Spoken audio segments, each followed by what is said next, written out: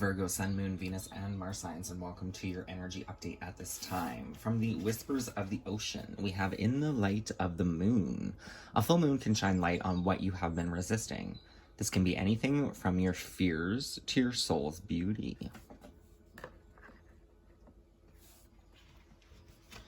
Sometimes you choose to ignore your problems or avoid them in the hopes that they will dissipate or disappear after a while. Explore the part of yourself you may have been too anxious to shine a light on. Don't be afraid to call attention to yourself by bravely exposing your most personal truths. The world can be stressful with competition and deadlines. Everyone needs extra support now and then. Ask God, your angels, guardians in the universe, or other higher power to guide you. Take a few moments and sit with your request. You may choose to pray or meditate. Asking for blessings and guidance can improve your understanding and put you into a state of clarity and serenity.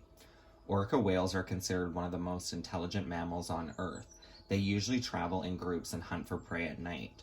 Orcas represent dreams, intuition, emotions, and healing. This orca leaps high into the air in front of a full moon to bring your attention to issues that you can no longer afford to avoid. Use the light of the moon to draw your attention to something you need to be willing to release. Balance your need to be right or strong. So the clarifying cards with the Ethereal Visions Tarot. We have the energy of the Hanged Man, which is taking time in pause, silence, meditation. This is a card of realignment and awakening. Then we have the Ten of Cups. This could be connected to your deeper longings and heart's truest wishes and seeing with a new clarity or perception with the Page of Swords.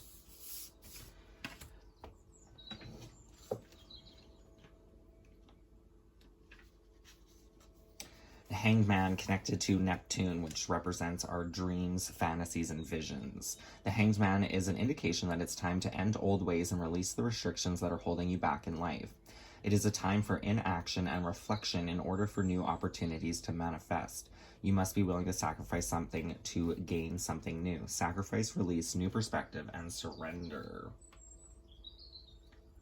It's time for inaction and reflection, and it's interesting because the next card coming out for you, we have the Four of Water from the Dreams of Gaia Tarot, which is a call to honor and love all of your scars and reflection.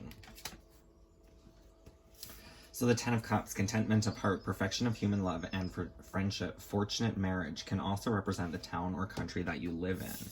While the Page of Swords represents new ideas and plans, full of energy, passion, and enthusiasm, the start of a new phase or thought forming, new perspective or direction, intellect as well as action. So it's like through this time of self-reflection, honoring oneself, then you will be able to move forward in the future with action. So from the Dreams of Gaia Tarot, the Four of Water. The Four of Water stands before you with quiet confidence and awareness. Despite his scarred appearance, he sees only beauty when he looks at his reflection. A gentle smile curves his lips as he regards himself with kindness and understanding. He has many weaknesses and during his lifetime has made many mistakes. And yet he chooses to see the lessons he has learned and forgive himself instead of holding on to feelings of shame, regret, and guilt. Every scar makes him more beautiful, and every mistake presents him the opportunity to learn, to grow, and to become wiser. Like all of us, he has many strengths to balance out his weaknesses, and it is these strengths on which he chooses to focus.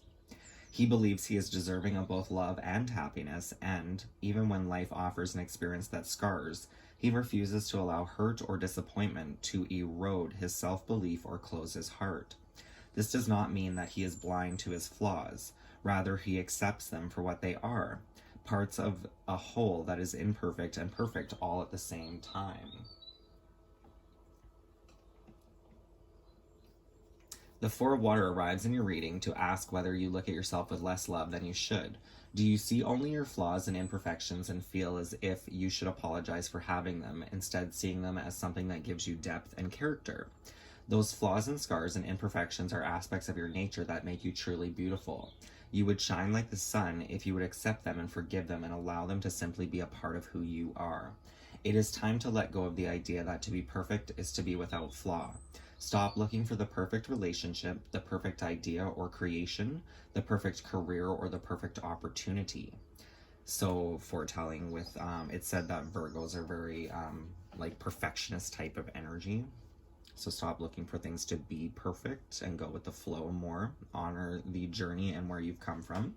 Realize that perfection is a paradoxical state that exists only when there is peaceful acceptance and unconditional love for those scars, weaknesses, and flaws. Perfection is only achieved in seeing, accepting, and loving the flaws, knowing that they are undeniable, necessary part of the beautiful, magical whole. The Four of Water comes to ask that you release any feelings of inadequacy or discomfort. You are, in this moment, everything you are meant to be, and so much more. Love yourself without condition. It's reminding me of a song, I think it's called Without Condition by Lalani Wolfgram, I want to say. Might be a song you may want to look into.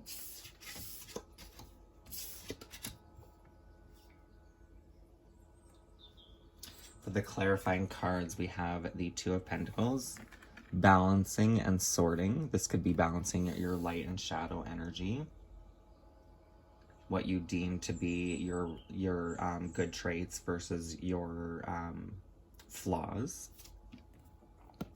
We have the High Priestess, which is a call to go within. The High Priestess also represents our own strength and stability through knowing, honoring, and loving thyself. We have the Three of Swords coming out. So there's definitely some pains, some scars here of the heart.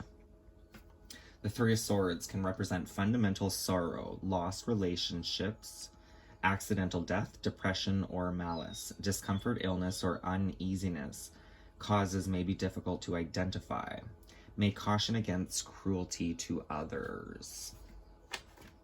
So there's kind of this energy of hurt people, right? So if you're very hurt in a very sorrow place, you can definitely bring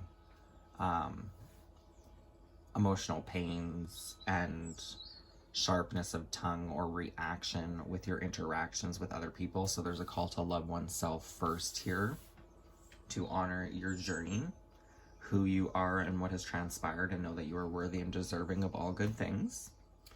Now, from the Druid Animal Oracle, the card that wanted to come out is actually a blank card. So there's a couple blank cards in this deck, so you can create or draw your own animal. So this, basically what I'm getting from this is, for Virgos at this time, you're all going to have different animal spirit guides and their teachings. So if there's a particular animal that you were drawn to or fascinated or seeing a lot regularly, that would be your animal spirit guide at this time. And you can feel free to look into the spiritualism on Google of what that animal spirit represents for you. The clarifying cards, we have the Page of Cups. Definitely could be drawn to more aquatic life at this time. The Page of Cups symbolizes that you were on the right track. Perhaps you don't even need a spirit guide at this time.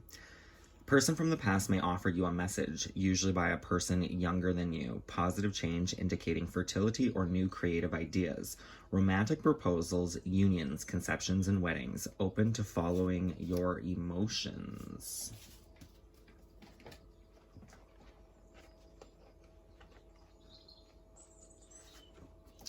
Then we have the Queen of Wands. This could be connecting to your power of purpose, your intentions, creative, fertile energy through one's own gratitude. The Queen of Wands represents one's basic instincts. You must think of the consequences of what you do. Focus on what will get you moving and how to do it. Her strengths and tasks are to provide initial inputs.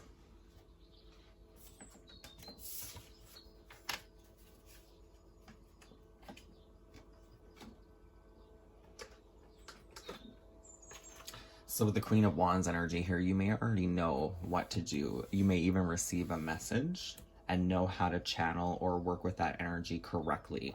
Your archetype at this time, we do have the Mystic, which is connected to the Seer, the Lightworker, and the Dreamer, which I will come back to this card at the end of the reading. But this is like honoring your emotional state and connecting to your passion, your creativity. So this could be a call to explore art forms of some sort for some of you out there. There could also be like a very passionate, charismatic leader that may have some advice for you. So the cards that want to be reconfirmed for you at this time, the cards that came out from the clarifying cards of your tarot cards, we have the Queen of Wands and the Three of Swords. So there's this like magnetic life force within you through the gratitude of your experiences. You can heal potential matters of the heart to release and start letting things go. The clarifying cards, ooh, we do have the Six of Cups, which can be an emotional reconciliation with you and another, and the Ten of Pentacles, which will help bring about some sort of stability, grounding, and success in your home or physical environment.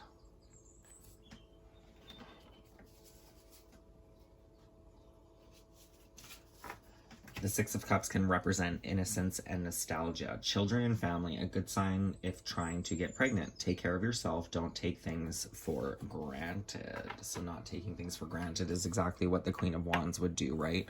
To help heal and get through this heartache energy. Finding reconciliation within, perhaps even just within yourself, right? Which will give you a more grounded, stable foundation. Then we get into the Mystic. So the mystic is often misunderstood in our culture, depicted as a wandering or light-hearted daydreamer. Yet, like Shiva, the true mystic plays a critical role in society, remaining fearlessly dedicated to the path of transformation. In order to save the earth from darkness, Shiva swallows the poison of the world and holds it in his throat, slowly transmuting the liquid into nectar. This is the work of the mystic. They do not fear darkness, but rather sit in the presence of it. Harness the potential and latent energy behind it, and embed it with the light. They are patient and prudent change makers, seeking growth above all else. Unanswerable questions are the mystic's lifeblood. The mystic revels in mystery in the great riddle of life, dancing with the forces of light and dark upon its wings. Turning the poison into nectar. It just was reminding me of, for any of you that have Booster Juice, which is like a smoothie place, there is a smoothie called Pirate's Nectar, which is quite delicious. You might want to try that out. It's just a smoothie I've been drinking lately. Just reminding me when that came up, turning the poison into a nectar, right? So it's like taking this pain of the past and turning it into, and transforming it into this beautiful light, into your own creation of gratitude, bringing a smile back from perhaps harsher energies. So that is the reading I have for you at this time, Virgo, Sun, Moon, Venus, and Mars signs. I hope it resonates. If it does, please feel free to like this video. Don't forget to subscribe, and I will see you next time. Many blessings. Live, love, and light. Take care.